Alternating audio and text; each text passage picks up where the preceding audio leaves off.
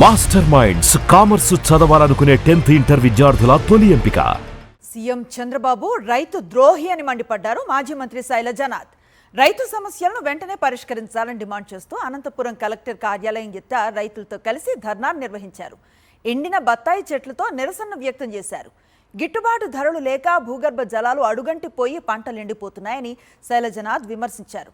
రైతుల పట్ల కూటమి ప్రభుత్వం నిర్లక్ష్యంగా వ్యవహరిస్తోందని, రైతులను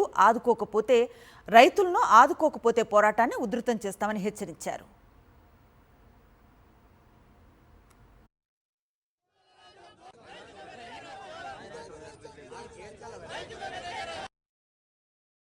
అనంతపురం జిల్లా రైతు ఈరోజు ప్రభుత్వ నిర్లక్ష్యానికి గురవుతా ఉన్నాడు. ప్రభుత్వం పట్టించుకోవడం లేదు. ఎక్కడ కూడా ధాన్యం కొనుగోలు కేంద్రాలు సరిగా ఏర్పాటు చేయడం లేదు, అసలు ఏర్పాటు చేయడం లేదు. మొక్కజొన్నలన్నీ ఆఖరికి కళ్ళాల్లో ఉన్నాయి. 14, 15, 1600 అమ్ముడుపోతా ఉన్నాయి. 2400 రూపాయలు ప్రభుత్వం చెప్పిన తర్వాత ప్రభుత్వమే కొనుక్కోవాలా.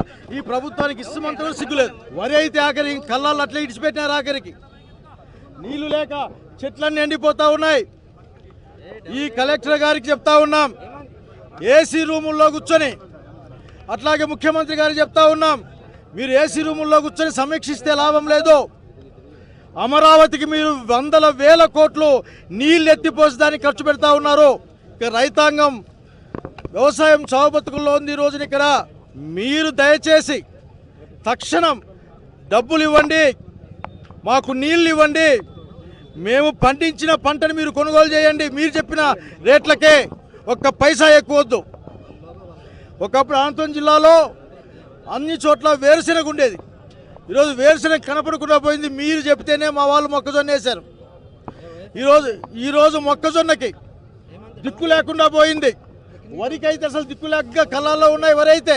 కాబట్టి ఒకటే డిమాండ్ చేస్తూ ఉన్నాం, మాటలు సమీక్షలు కాదు, వెంటనే ప్రభుత్వం రంగంలోకి దిగాల. వినతి పత్రం ఇద్దామని వచ్చాం. రైతుల యొక్క ఓపికను పరీక్షించద్దండి.